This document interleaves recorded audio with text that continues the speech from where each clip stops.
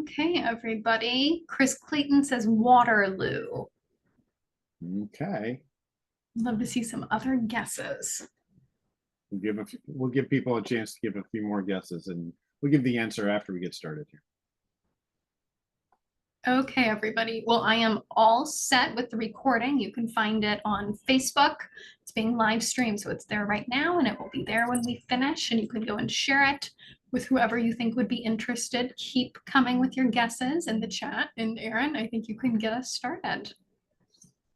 Well, great. Well, welcome everyone. This is the Iowa Farmers Union Lunch and Learn series, and we are so grateful to be joined by our guest, Ben Knuth of National Wildlife Federation. Ben, thank you for being with us, and it's great to have you here. Yeah, thanks, Aaron. Glad to be here. Well, we're going to have a wonderful conversation. I wanted to remind people of a couple of Farmers Union activities that you should have on your calendar. First one is the Iowa Farmers Union Barn Party. It is going to be taking place here at the end of July. We are so anxious to get together on July 26th in Elkhart. We're going to have a great time together, and make sure you check out the link in the chat. And we pay attention for more details as they emerge on that, but we always have a good time at the Iowa Farmers Union Barn Party. I also want to remind people that the Iowa State Fair is coming up, and there are volunteer opportunities. We have a fantastic presence at the Iowa State Fair. We have a booth in the Ag Building every single day of the 11-day Iowa State Fair, just down the hall from the Butter Cow. It's a great opportunity for us to interact with fairgoers and talk about family farm issues, about Iowa agriculture issues. But in addition to that, the Iowa Farmers Union Day at the Fair, it is taking place the first Sunday of the fair, where there are a lot of people who come by our space right in front of the main administration building on the main concourse. Again, that's August 10th. Lots of fantastic volunteer opportunities there as well. We need all hands on deck for that fantastic opportunity. So check out all that information and help us out and have a great time at the Iowa State Fair. So next week at this time, the Iowa Farmers Union Lunch and Learn series will be a farmer town hall. And we are looking forward to that. So join us. It's going to be a little bit longer than it normally is. We're going to talk about all sorts of issues, but in particular about the very concerning developments regarding resources at USDA and how they impact farmers and rural communities, and how resources that go into the partnerships between farmers and the public are really being threatened right now. So we're going to have a farmer town hall at this time next week for the Lunch and Learn. So make sure you tune in for that. We'll have people from around the state joining in on that conversation. So stay tuned for that. The National Farmers Union Fly-In is taking place September 7th through 10th in Washington, D.C. This is an excellent opportunity for our members to come face to face with the policy leaders in Washington, D.C., whether they be at our congressional offices or they be at the various agencies in Washington, D.C. And we have an excellent opportunity to tell our stories from the farm, from our fields, from our pastures, and our rural communities. So if you're interested, contact me with my email in the chat.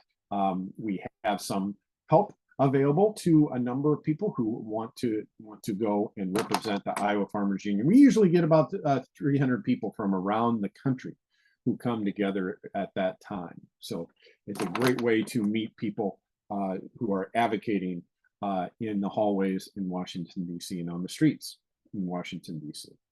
So we'll be looking for more details about that. Our trivia question today was, what city in Iowa was the first to have a ship named after it in the fleet of the U.S. Navy? And the answer is Sioux City. The USS Sioux City was the first ship in the Navy fleet to be named after a city in Iowa. So that was the answer to our trivia question today. But let's turn to our conversation today. We are very grateful that we are joined today, um,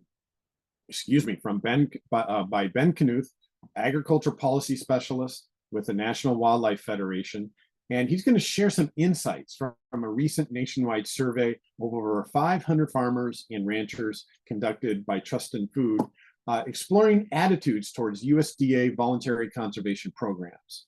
So it's going to be a fascinating conversation because it really demonstrates the support for these programs that are so important to our farmers union members all around the state. So, and Ben will tell us a little bit about the fine work going on at the National Wildlife Federation that we are so grateful for as well. So Ben, thank you for being with us today and sharing this important information. Yeah, thanks, Aaron. I'm going to go ahead and share my screen here. Want to thank you for having me, and I'm looking forward to yeah, sharing all this information with you today. So hopefully you can see it. I think I got a thumbs up from Aaron. So again, Ben Knuth, Agriculture Policy Manager at NWF. I just to give you a little sense of who I am. I focus on, I used to say Farm Bill issues, but now I say agriculture policy issues since the Farm Bill has been kind of a little bit broken up here. But today we're going to talk about the poll and kind of some implications that we see moving forward. So if you're not familiar with NWF, just very quickly, our mission is to unite all Americans to ensure wildlife and people thrive in a rapidly changing world. On the agriculture team, the way that plays out is we work for strong agricultural conservation for resilient communities, healthy soils, clean water, and thriving wildlife.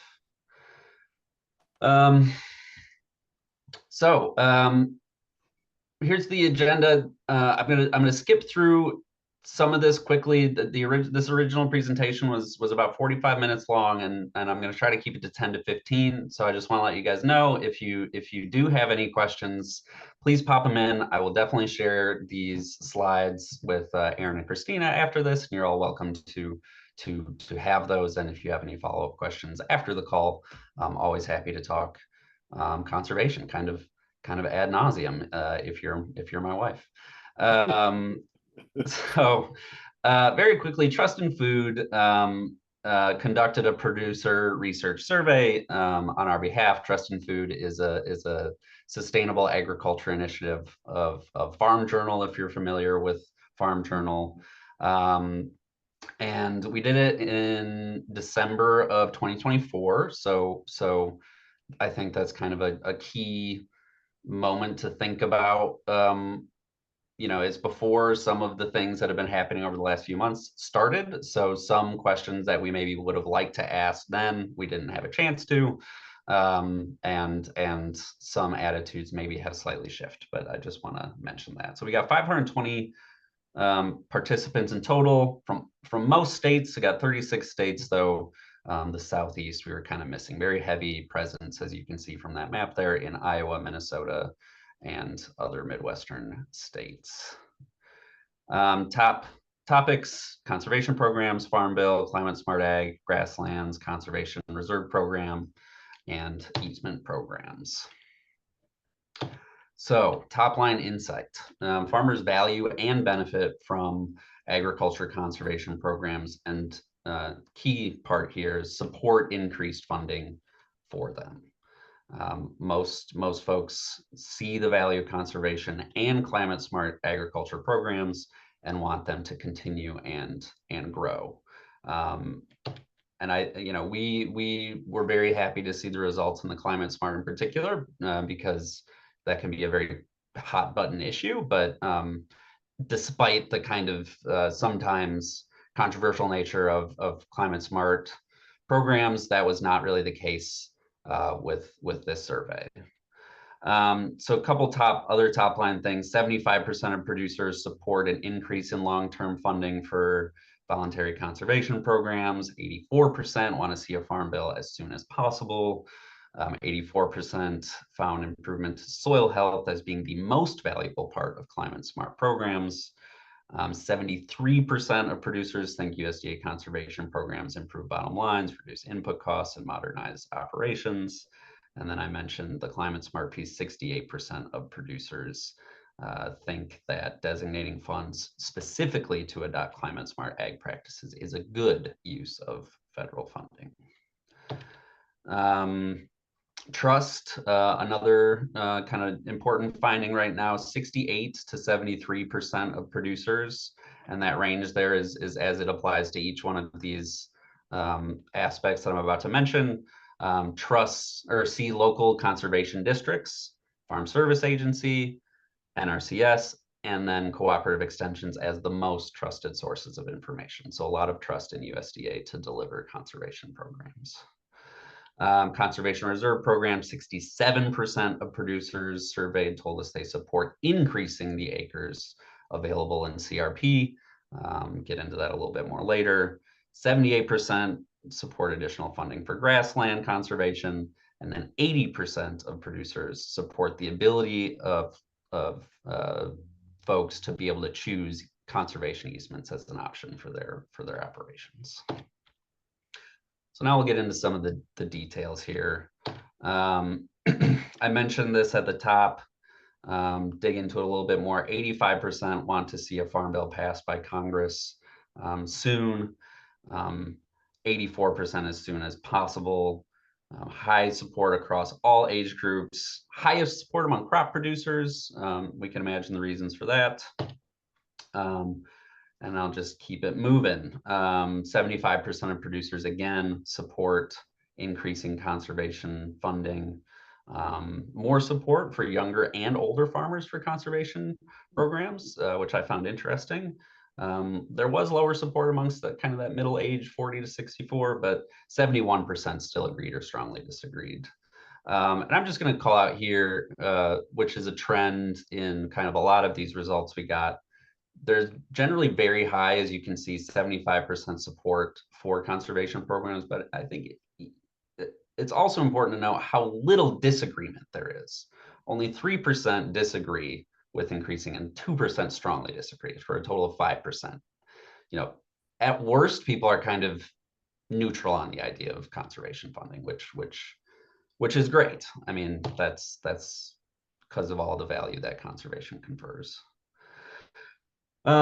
Just point this out, you know, not only is there strong support amongst kind of age groups, but there's also strong support across regions. I won't go through every single one of these, but you can see, you know, kind of whatever part of the country you're in that was surveyed, at least, there is generally strong support for conservation.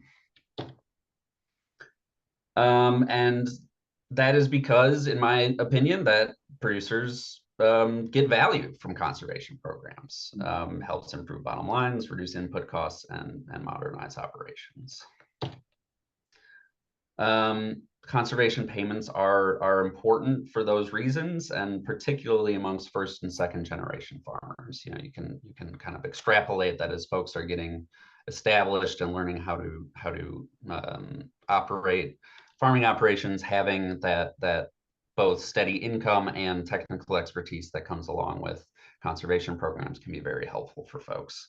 But again, strong support kind of across generations, even if there is stronger support amongst younger farmers or first and second generation. Mention this again, folks see value in the climate smart funding conferred by the Inflation Reduction Act.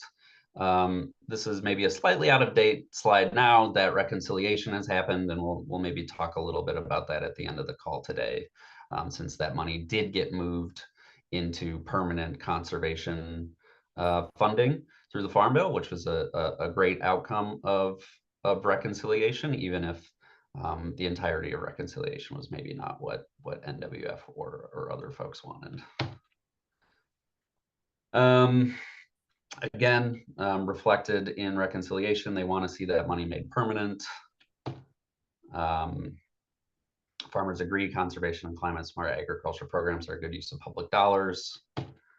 And that is because it confers real benefits to bottom lines. And I'll just point out, not only do we see that in terms of on-farm benefits, so things like soil health, improved yields, cost savings on inputs, but also off-farm benefits, or if you prefer, public benefits in improvement in water quality, increased resilience to droughts and floods, and benefits for wildlife, and so on and so forth. So there's both the immediate impact on farming operations and on land, but also kind of off-farm benefits as well. Not a ton of grasslands left in Iowa, but folks are supportive of grasslands conservation funding. I know there's some remnant prairies and things that folks are trying to restore, and farmers again want to see more funding and help to do that kind of work. Won't go through every aspect of that program that we surveyed. Mentioned Conservation Reserve Program. I want to mention it again here. Support was particularly high among row crop farmers, which I found interesting with the explosion of grassland CRP over the past few years. It's not that I didn't think people would support it, but I didn't expect to see such strong results. And only 10% disagreed with that. So people definitely seeing the value of Conservation Reserve Program. For folks who maybe don't follow that program super closely, CRP, the acreage cap right now is 27 million acres, and we're getting very, very close to that cap right now, in no small part due to that explosion in grassland CRP acres that I mentioned. So moving right along, just so we can get to some Q&A. Again, most producers want to see voluntary easement programs protected. 80% believe landowners should have the ability to choose conservation easements to limit development, ensure land stays in production, and to provide an income in exchange for that conservation. This was maybe our lowest disagreement. Only 3% of producers disagreed with that.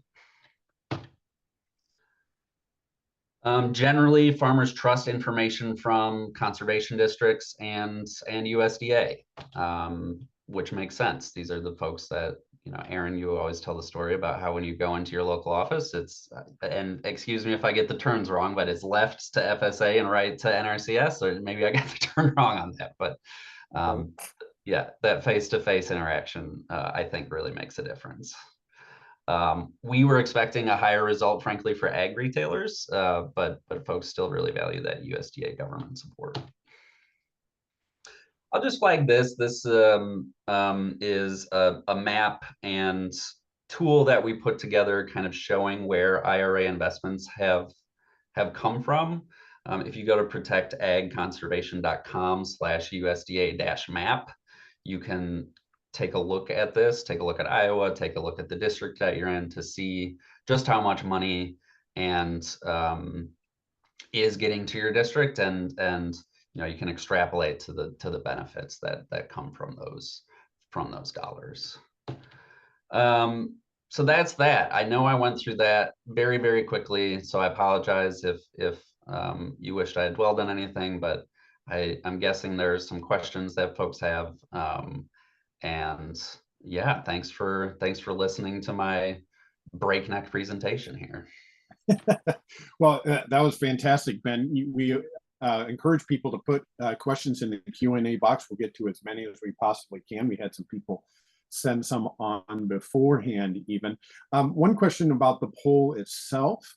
There was a question asking, could results be breaking apart for Iowa in particular? Because there was a fantastic number of Iowa representatives in the poll. And is it possible to break that out to state by state? Yes, it is definitely possible. Let me just write this down so I don't forget. Off the top of my head, I'm not sure exactly how many folks are from Iowa, but be happy to provide those specific numbers. I can say that as I skip through here, this upper Midwest number contains Iowa. Oh, very good. And another state. I want to say it's Minnesota and Iowa, but the ARS region escaped. And we have a question asking how do we get a copy of the results of this poll in particular? what's the best way for people to do that? Do they reach out to you, or is there a place that they should go to online? Yeah, you can reach out to me. I will also quickly find the link to our, I'll stop sharing my screen here. The link to our press release, which has both the polling results and a link to not these exact slides, but a very similar presentation. Very good. And I think we have your contact information in the chat as well, in case people want to find you after our get together here today.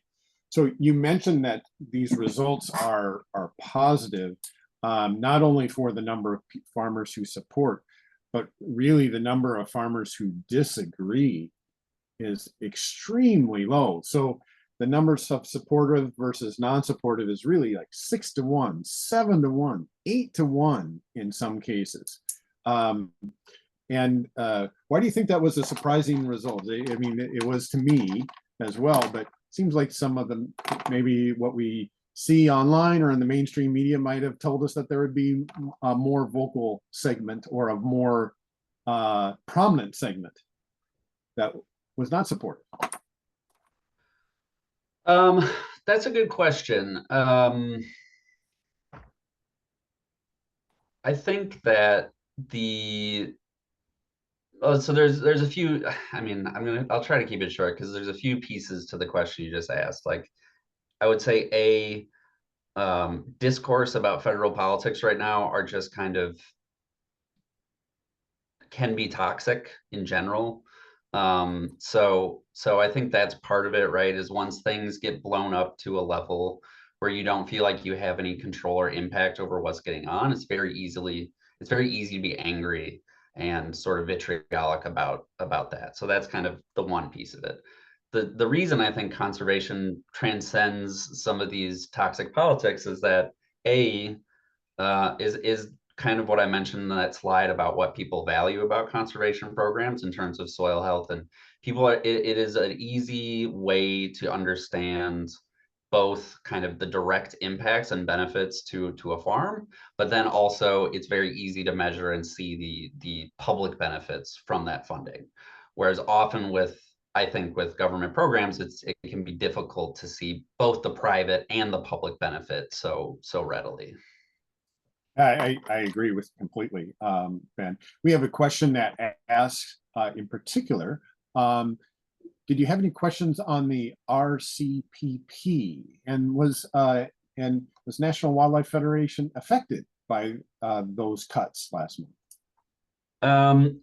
We did not ask any questions on RCPP specifically. That's one of the things I think we wish we had asked some questions about. We at NWF were not directly impacted. Our Iowa affiliate, shout out to Iowa Wildlife Federation, were actually awarded their RCPP. So we turned out okay in the reported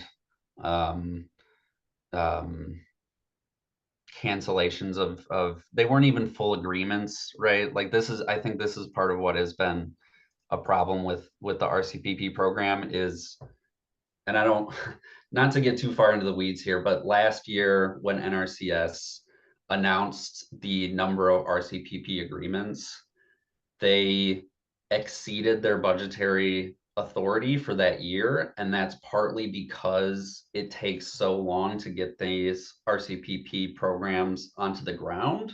So part of what happened was this administration obviously has disagreements with the previous administration on priorities. And so since those agreements weren't fully executed, they were able to easily cancel them.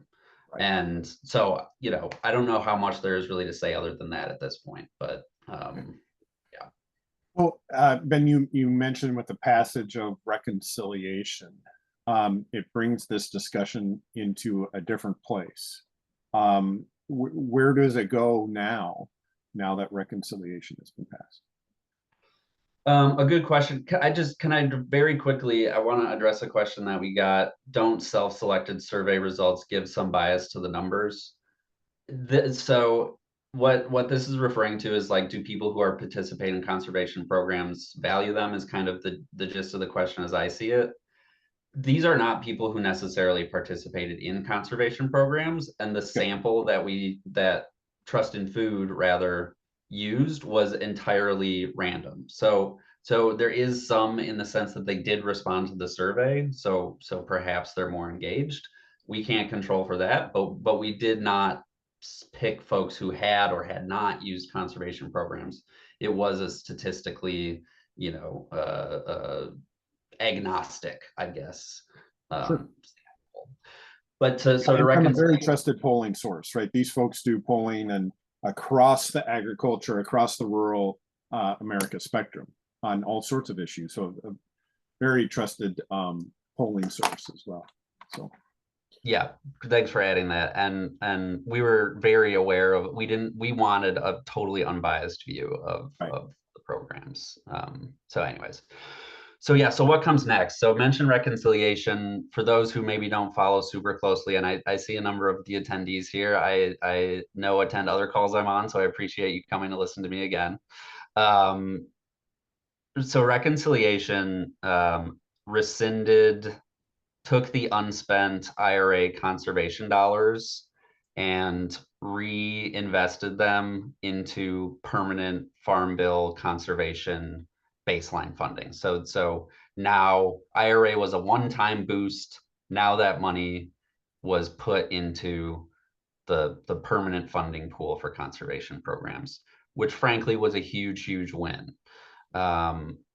It's maybe difficult in this moment since a lot of people are hurt and struggling by some of what happened in reconciliation, but we should acknowledge that because it was a really big victory. And Aaron, I know you've been involved in some of the work that we've done, and others on this call.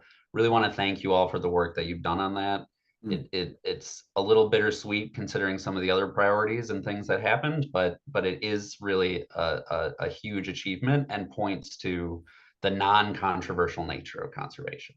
Everybody kind of gets it. Next, what comes next? There's kind of two things that are happening. One is implementation. So how are these dollars actually going to get spent? You know, there's been some reorganization and staff have left, not just NRCS, but USDA. And the current administration is looking at ways to make the process more efficient. And there definitely are a lot of good ways that can do it. However, we still do need people at those offices and getting out into the field. So we want to make sure that USDA has the staffing capacity to deliver this money that farmers and ranchers and landowners want. Second piece of it is Skinny Farm Bill or Farm Bill 2.0 or whatever it is that it's currently being called. So G.T. Thompson, who is the leader of the House Agriculture Committee, who has been the most optimistic, I would say, of any farm bill leader, wants to get a farm bill done in September or this fall. I will just point out this is the third September in a row that he's targeted to get a farm bill done. So hopefully it can actually happen this time. One thing to note about reconciliation is that it is more about moving dollars around the page as opposed to actually making policy changes. And so my focus is conservation, and there are a lot of changes to the Conservation Reserve Program, to the Environmental Quality Incentives Program, to Conservation Stewardship Program that can and should be made to make those programs better. So that is kind of where the conversation now shifts to after this big reconciliation fight. And there's going to be a lot of so Democrats are not thrilled with how reconciliation happened. But the three main issues that have been holding up the Farm Bill over the past several years, at least publicly, have been the nutrition, cuts to nutrition, which Democrats didn't want and Republicans wanted. Climate smart guardrails on the Inflation Reduction Act conservation funding, and increasing funding for the farm safety net. And all three of those, in one way or another, were addressed in this reconciliation process. So the good news there is that maybe it eases some of these policy issues, which a lot of good bipartisan changes have been proposed and passed, and there are marker bills galore that can happen. Flip side of it is Democrats, as I mentioned, are very angry about how SNAP was treated. So it's unclear what will happen, but I will say that from a conservation standpoint, I'm sure from a broader farming standpoint that you all have at IFU, there are policy changes that can and should be made, regardless of kind of the political calculus that's going on. So I kind of monologued a little bit there, but I don't know, Aaron, if that made sense. No, I think that moves our discussion to what happens next as well, Ben. So I appreciate that very, very, very much. So considering the important, you talked a little bit on the implementation side, and whether it's feedback from farmers or feedback from our technical service providers or from experts in the field, everyone agrees unless you have that partnership between the farmer and their local folks helping things get on the ground, we don't make nearly as big an impact as we could, both for the farm and for the public spaces. So the question is asked, was asked, you know, where are we at in the appropriations process for getting those people on the ground, and protecting the people who are there, the services that are there, and trying to do something about the tremendous losses that our local offices have been feeling. So, yeah, have any thoughts on that side of it? Yeah, definitely. So the appropriations process is happening almost as we speak. The Senate Appropriations Committee is marking up the agriculture funding bill today. NWF, along with a number of other organizations, have called on Congress to fully fund conservation technical assistance and conservation operations, which do exactly as you say, Aaron, fund those boots on the ground, you know, people who have the knowledge and actually get out into the fields if they have enough capacity to do it. And so we are hoping that that happens. I think what's interesting to note here is that there is the administration and Congress are clearly not fully aligned on conservation technical assistance and staffing these offices. The president's budget, which was put out a couple months ago now, called to totally eliminate conservation technical assistance funding, zero it out fully, and the House passed over $700 million for that, and we're asking for closer to $800 million, which I think still doesn't fully meet the need, but certainly is needed. So the process will drag out over several months, despite the markup happening today. So if you're at all interested in what I'm talking about here, I'm happy to share that letter as well, and hopefully we can get that through this appropriations process as they work to fund the government by the end of the year. Well, very good. Well, this has been an excellent conversation, Ben. What are you looking forward to next as next steps here, and what brings you optimism about addressing those next steps? Yeah, I am very optimistic again about how conservation was treated in the reconciliation process. It really points to how there's broad bipartisan agreement on the value conservation brings. And so my hope is that we can continue to tell the story that farmers tell us, that you tell us through this poll, through one-on-one interactions, and continue to deliver that message to Congress and decision makers in the administration.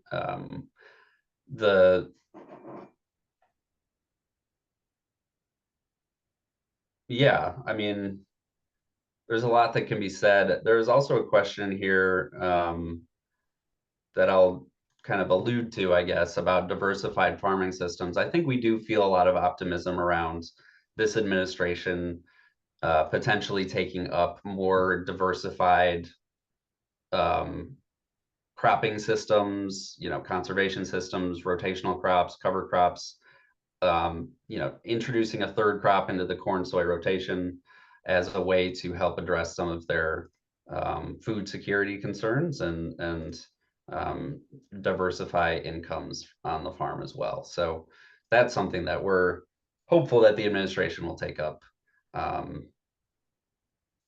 And we'll see. I mean, it's relatively, it's been a busy year. It's been almost 6 months that the administration's been in there, and so there's a lot of opportunity out there, even as things may not always feel the most opportune. There are spaces that we can positively influence things. Well, very good. Well, Ben, I think your contact info was placed in the chat so people can reach out. But this has been a great conversation, and it helps us set the stage for what happens next. So thank you for being with us. Definitely. Thanks for coming. And like you said, Aaron, if you have any questions, please reach out. Hopefully we can continue to work together. I think it's been great to work with you, Aaron. So as long as we can keep working together, I'll be happy. Well, and the National Wildlife Federation and Ben in particular have been really excellent resources and partners in this work. And some of the work has shown up in the progress we've seen in this conversation, but we know that there's a lot of work to do, and we're looking forward to working together. So thank you again, Ben. Yes, thank you. Talk to you soon. Well, everyone, this has been the Iowa Farmers Union Lunch and Learn series. This is our attempt to bring out to our members and to the general public important information about family farming, about sustainable rural communities, about healthy and thriving landscapes. So if you haven't had a chance to join the Farmers Union yet, please do so today. We're looking forward to seeing you at the barn party, potluck party, taking place in just a couple weeks. So sign up for that. Next week, the Farmers Town Hall will be at this time, 11:30 to 1:15, a little bit extended than our normal lunch and learn. And we'll be looking forward to hear perspectives from various farmers from around the state at that. So please sign up for that. That's going to be an outstanding and fun event. So thanks everyone for being with us today. Thank you, Christina. Have a good day, everyone. Bye-bye.